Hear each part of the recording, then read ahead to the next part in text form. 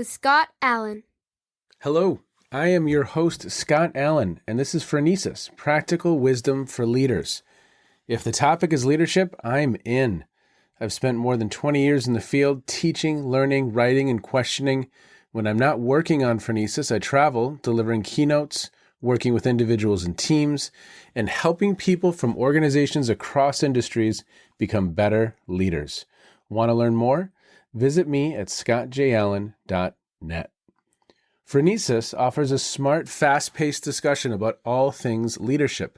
We explore relevant topics and incorporate practical tips to help you make a difference in how you lead and live.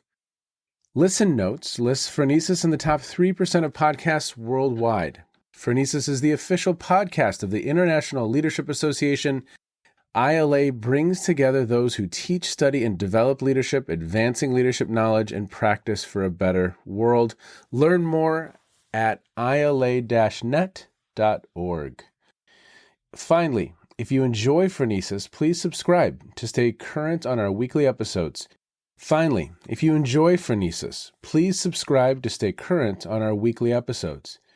you find an episode that resonates, please share it with your colleagues and friends. And if you want more content, subscribe to my newsletter, The Leader's Edge. The link is in the show notes. As always, thanks for listening. And now, here's today's show. Okay, everybody, welcome to the Phronesis podcast. Thank you so much for checking in wherever you are in the world. We have a returning guest today. Really looking forward to this conversation. Dr. Henry Mintzberg is a name known by many. He's a writer and an educator. Most of his work focuses on managing organizations, developing managers, and rebalancing societies. After receiving his bachelor's degree in mechanical engineering from McGill University in Montreal, working in operational research for the Canadian National Railways, and doing his master's and Ph.D. at the MIT Sloan School of Management, he made his professional home at McGill. He's had extensive visiting professorships at INSEAD in France and the London Business School in England. He has authored more than 20 books, including Managers Not MBAs, Simply Managing, Rebalancing Society, and Managing the Myths of Healthcare. He's also authored 180 articles plus numerous commentaries and videos. He publishes a regular TWOG, which is tweet to blog, as provocative fun in a page or two beyond pithy pronouncements in a line or two. And a collection has recently been published under the title Bedtime Stories for Managers. And he's just released Understanding Organizations finally. He is an outdoorsman. Before we started recording, we talked about his adventures climbing Mount Baker. And as we discussed last time, he is a collector of beaver sculptures. So if you want to know about beaver sculptures, you have to listen to the first conversation with Dr. Henry Mintzberg. Sir, thank you so much for being here today. What is new in your neck of the woods? And I mean that literally. My neck of the woods is in the Laurentian Mountains, north of Montreal, for the most part. And what's new is that the snow is old and it's melting. But what's new is we kind of moved up here during COVID and kind of never left. We keep an apartment in town in Montreal, but we're up here most of the time. And I'm trying to rebalance society still. The world just won't listen. I don't know why. Well, I am so excited for this conversation today. You have you have a couple new books, but let's maybe start with Understanding Organizations finally. What are a couple themes that you want listeners to know about that you explore in this latest book, sir?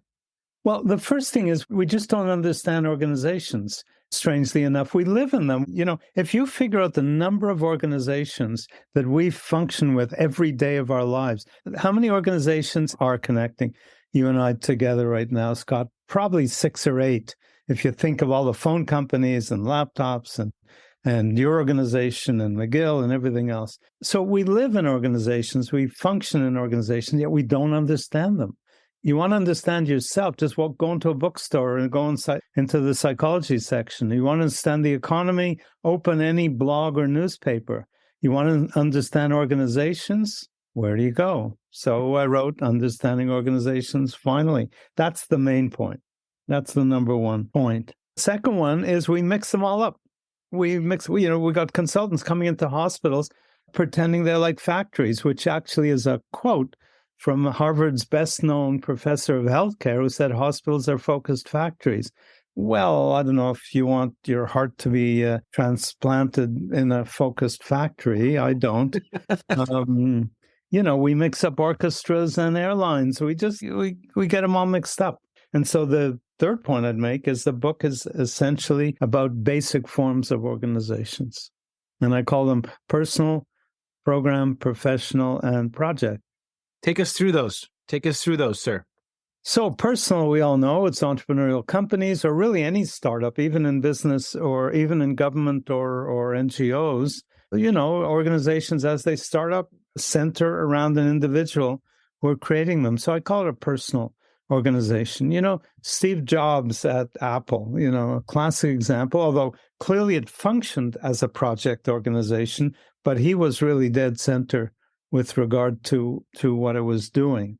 Programmed organization is your corner McDonald's or fast food company. Everything's programmed. McDonald's has us programmed, for goodness sakes. We clear our tables.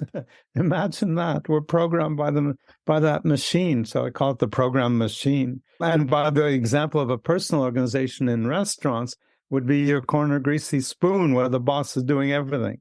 The professional organization, or I call it the professional assembly, because kind of an assembly of all these professionals working independently, like in a university or a hospital, where the physicians or the professors are largely working on their own. And baseball's kind of like that. In a double play, it's highly coordinated, but they're separate from each other. In baseball, everybody's separate. Perfect sport to play during COVID. Everybody's separate except around the home plate where the umpire and the batter and the catcher are together. But otherwise, everybody's separate. And then project organization is high tech, where many things are project. Film companies, construction companies, and in sports, hockey, basketball, and soccer are all project organizations. When you pick up the ball or the puck at one end, it's like a new project. You never know how it's going to unfold.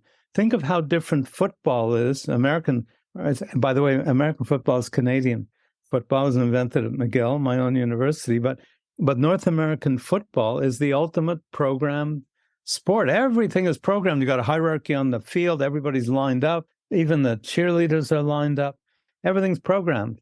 Very different from baseball, very different from hockey, and so on. Personal organization is skippering a World Cup yacht race. The owner kind of is involved in design and the construction and the skippering and everything. Well, I love how your mind kind of thinks about the world, because you're just so skilled at putting things into different places and helping us make sense of, well, let's see, how would I phrase this? And it's not different buckets, but it's just different categories. And then we can almost look at them as object and look at them a little bit differently. And so what is the ramifications of seeing these organizations, these four distinct types of organizations? What does that mean? Well, for one thing, don't try and run one like the other.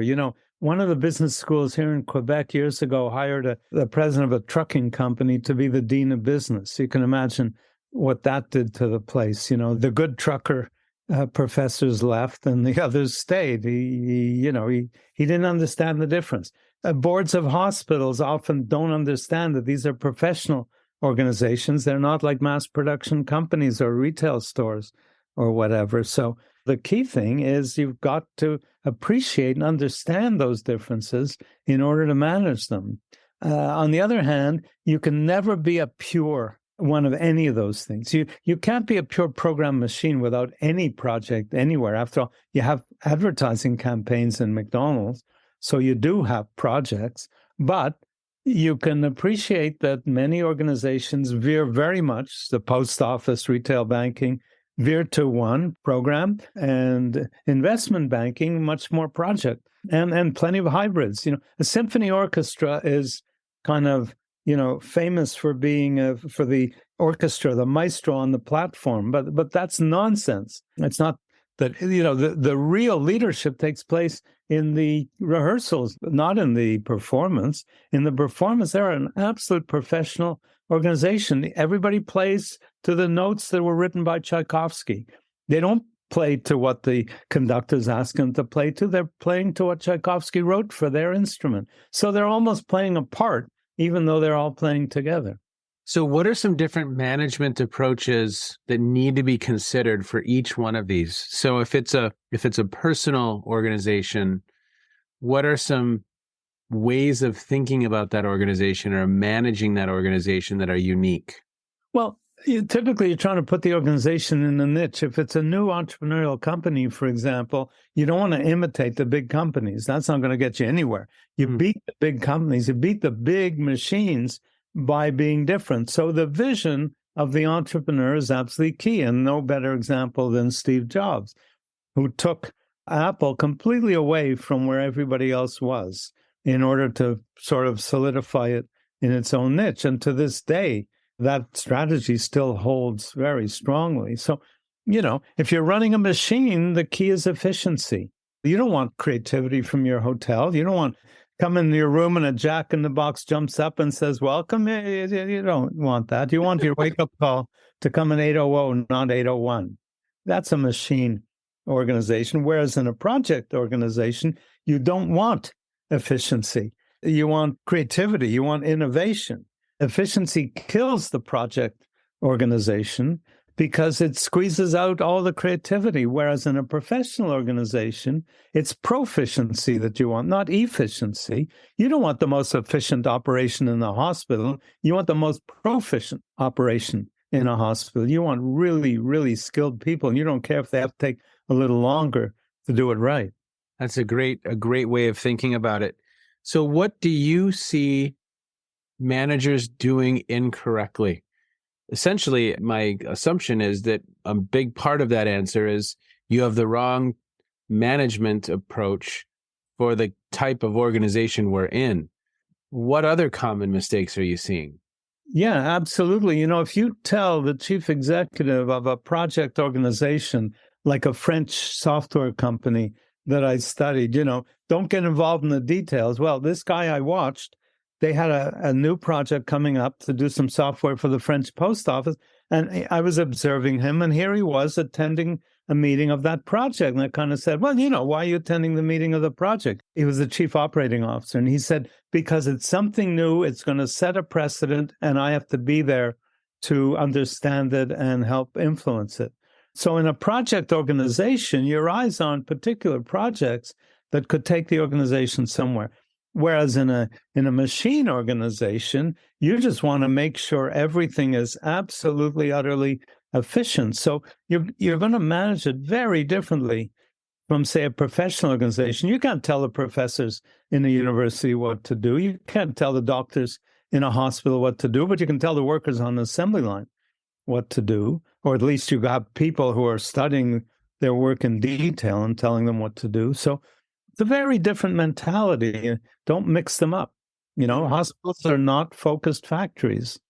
Anything else from understanding organizations before we move to bedtime stories that you really want people to be aware of as somewhat of a teaser so that they purchase the book?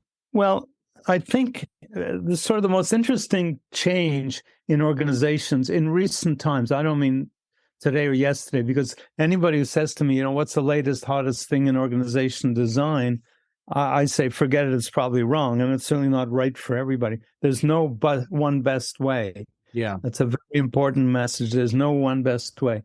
What we're seeing a lot of in the last 20, 30 years is what I call organizations going outward bound.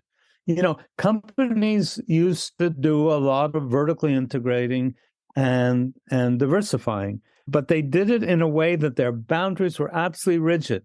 When they vertically integrated and sort of, bought their own suppliers or created their own customers, they brought them inside their existing boundaries. Same thing with diversification. General Motors, General Electric diversified, but within the structure of General Electric. Okay. What we've been seeing in recent years is all organizations going outward bound. platform organizations and outsourcing and networking and joint ventures. There's a whole chapter on that whole array of things and how they look together, a whole different set of arrangements organizations make for going outward bound. And the last message in the book is what I call design doing. Been very popular to talk about design thinking, but I had some correspondence with a guy who came up with that. And I said, it's not really design thinking, it's design doing. You learn how to design organizations by trying things, not by sitting in an office and telling everybody how they should be reporting, but rather you let things evolve by themselves. The best parks are not the ones that are paved by the architects, so people have to walk in an S. They're paved by the people. If you want to know where to put the pathways in a park, put no pathways in, see where the people walk, and then pave where they walk.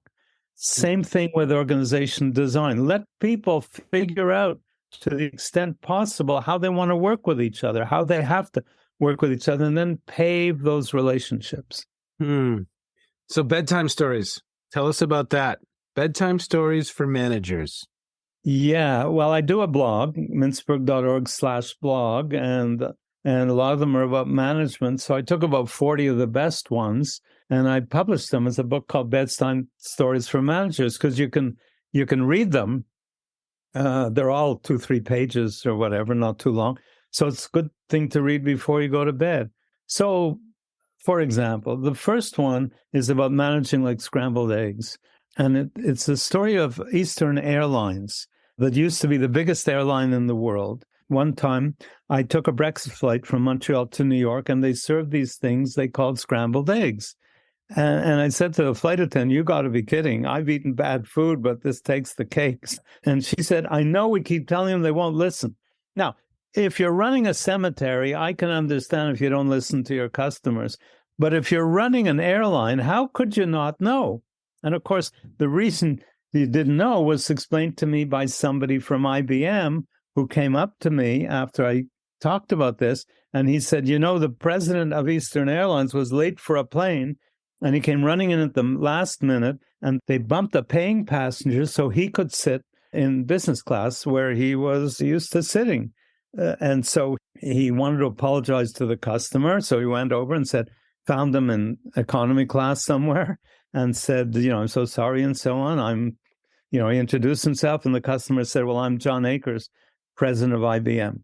The moral of the story is, if you're running an airline or anything like that, any retailing, almost anything, you can have your customers experience. You shouldn't be sitting in business class any more than you should be sitting in economy class. You need to find out what all your customers are thinking. So I think Eastern Airlines went bankrupt because of the scrambled eggs. And the scrambled eggs were there because the president never ate them.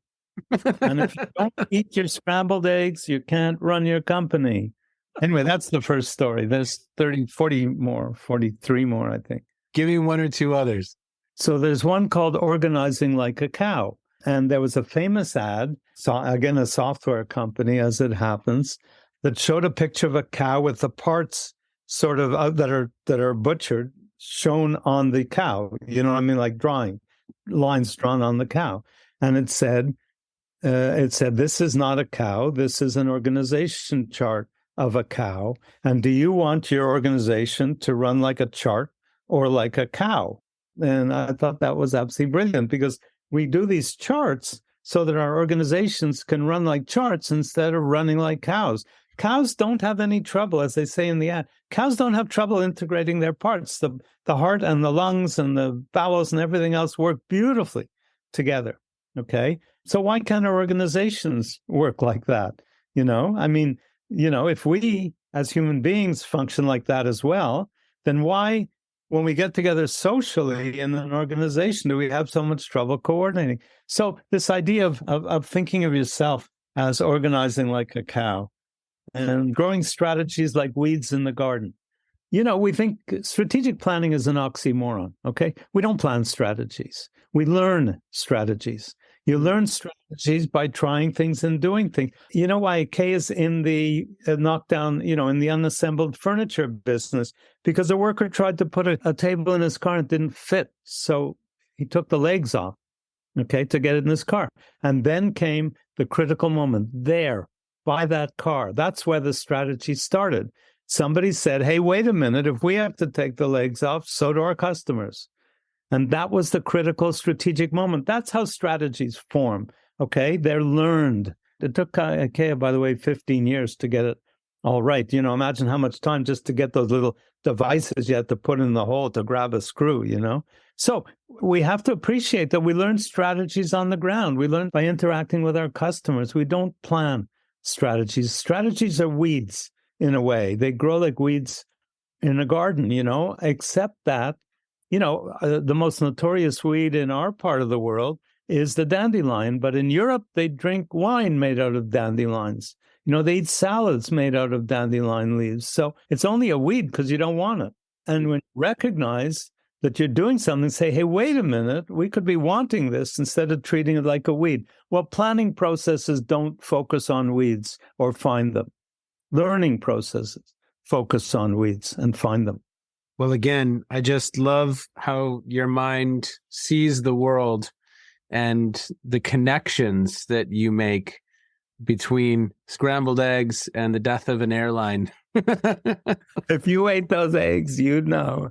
Oh, you know what? There's a turkey walking. This is amazing. There's a huge turkey that survived the winter walking by. And you know what? It's alone and it's huge. And there were 7 of them in the fall. Wow. Yeah. 6 of them, I guess, made a good Christmas dinner or whatever. They're wild turkeys. Well, I would love to go to a couple places that are somewhat not necessarily provocative. I just think you have such a wonderful perspective on any number of topics. And so you've at times railed on the concept of leadership. Leadership. Would you talk a little bit about kind of how you see that topic? That and some of the downsides of such an incredible focus on leadership. I mean, this podcast is by all means called Practical Wisdom for Leaders. And so maybe I'm part of the problem.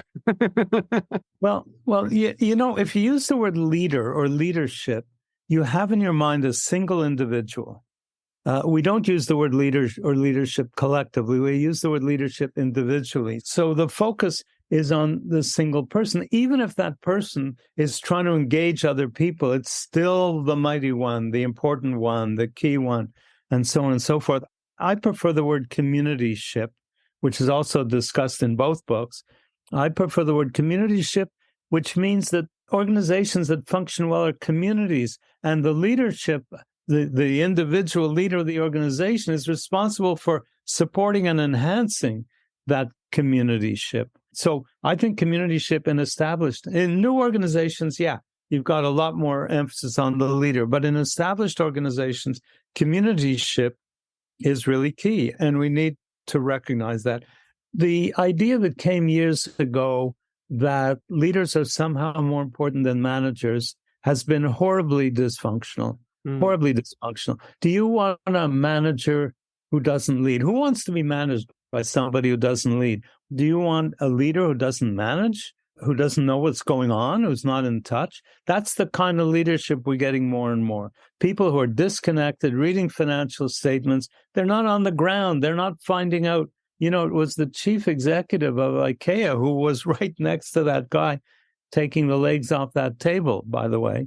He happened to be there, changed his company. So it's a whole different philosophy. When you look at leadership and management together, it's a whole different philosophy. It's in touch. It's on the ground, So it's both that are critical, but then this communityship. Talk a little bit more about how you think about that concept. Well, being a part of a community is essential to all of us. In fact, part of the social problem in today is that people are disconnected from their communities. A lot of these people who are involved with gun violence or whatever are mainly, what's the word? Isolated or? Yeah, I'm thinking of the other word, but they're isolated, they're disconnected, they're alienated. They're alienated from others. They may connect on the web, But that's not a community. Your gang on the web is a network. It's not a community. And by the way, if you want to know the difference between a network and a community, just try and get your Facebook friends to help you paint your house, or rebuild your barn. Networks are not communities. But communities are critical to all of us. And when we go into work and we're interacting with a bunch of people who we know and have gotten to know and gotten to like and so on, it makes a huge difference, which, by the way, is a major difference with people working exclusively at home. It disconnects them from their community, their work community. It's okay to do it for some days of the week, but you've got to be back in the office or the factory or wherever it is you're working, the hospital, whatever. You have to be there inside. Well, and to your point, I mean, I've had some really fun conversations in recent episodes with Meg Wheatley, for instance, who talks a lot about community right now. And Mike Moscolo, who's a social psychologist, talking about that need for community and that today we're lacking in community. Absolutely. Well, I think you missed your calling. You've done okay in this whole management thing. You've done okay in this field, but I think you could have been a comedian. I think there was a potential other path, sir. I'm a comedian for the people around me. Actually, a number of people say that what they like most or a lot about understanding organizations is the humor in the book. At one point I say I'm trying to write this in a breezy tone, and then I put in parentheses, how am I doing so far? And there's that kind of stuff throughout the book. So people actually like that. Look, it's not a heavy subject, but it's an important subject, and lightening it up makes it easier for people to understand. I agree. Well, anything else that you have on your mind these days that keep you occupied that you want to touch on before we begin to wind down our time, sir? What's on my mind today is rebalancing society and what's going on in the world today. And the superpowers are back to taking dangerous moves like China and so on. And we've got to somehow rethink. That's my rebalancing society effort, website called rebalancengsociety.org. We've got to find a balance across what I call not just public versus private and government versus business, but a balance across government, business, and community. I call them public, private, and plural. Community is a very plural kind of sector, and we need to balance. And a lot of what I'm doing, so people could have a look at that website, rebalancengsociety.org. It's an important, and again, another just really wonderful way of looking at, I think in our previous conversation, I think maybe I called the episode something like, because you had said it, what's wrong with us? What's going on? And, I think your notion and your kind of thinking around the fact that we're out of balance, I think that's another really important concept to think about, that community is lacking. And then are we out of balance as a society? And last time when we were speaking, I mean, you touched on some countries that are more in balance. And of course, there's greater levels of health across the board, right?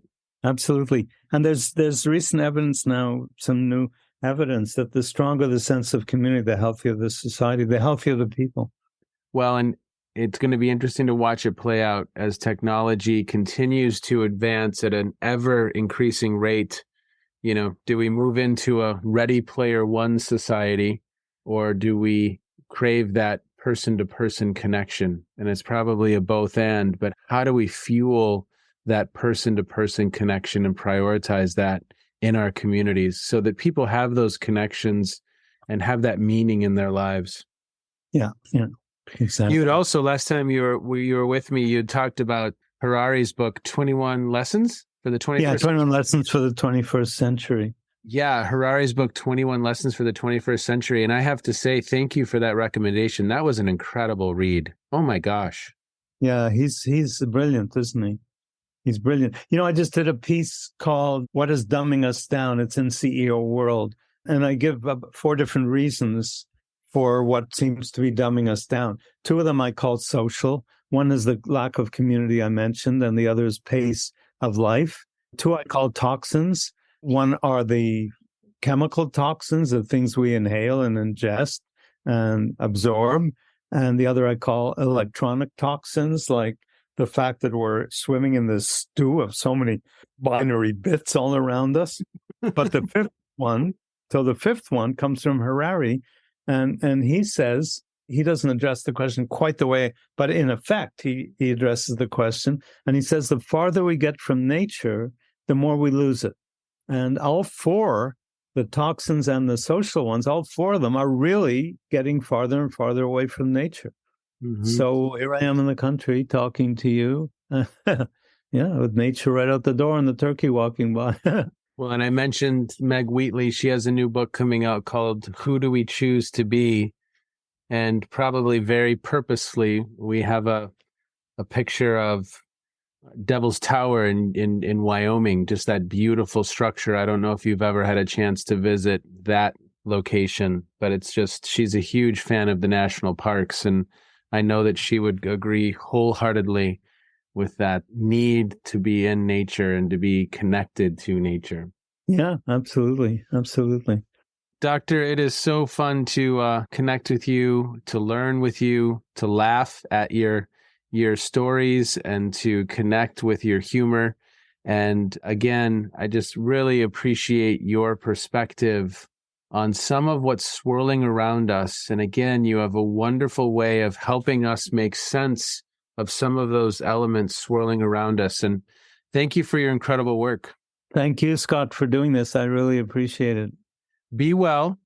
Take care. Go see how the turkey's doing. And we will talk again soon, sir. Okay, Scott. You too. Keep well. I think for some listeners, it may feel like we didn't have the time or take the time to go in depth on any one of those topics that we covered. I mean, it was a lot of different kind of ground that we covered in that conversation. But I wanted to paint a picture for listeners as to just the breadth of how Dr. Henry Mintzberg thinks, and hopefully entice you to explore his blog, explore his books, explore his writings, because again, he's just a fascinating individual who is constantly, I think of a Barbara Kellerman who is constantly blogging and just staying productive. Dr. Mintzberg is doing the exact same thing. His mind is constantly working to make sense of what's swirling around us. So I hope you enjoyed that sampler platter. And to Dr. Mintzberg, thank you so much, sir. I appreciate you being with me. And as always, thanks to all of you for checking in and listening to Phronesis. Be well, everyone. Take care. Bye-bye. You have just finished another episode of Practical Wisdom for Leaders with Scott Allen. To contact me, visit scottjallen.net or send me a note at scott@scottjallen.net. I'm also on LinkedIn, so let's connect. If you have feedback, I'd love to hear it. And as always, thank you so much for listening. And now here's my daughter, Emily, with the outro.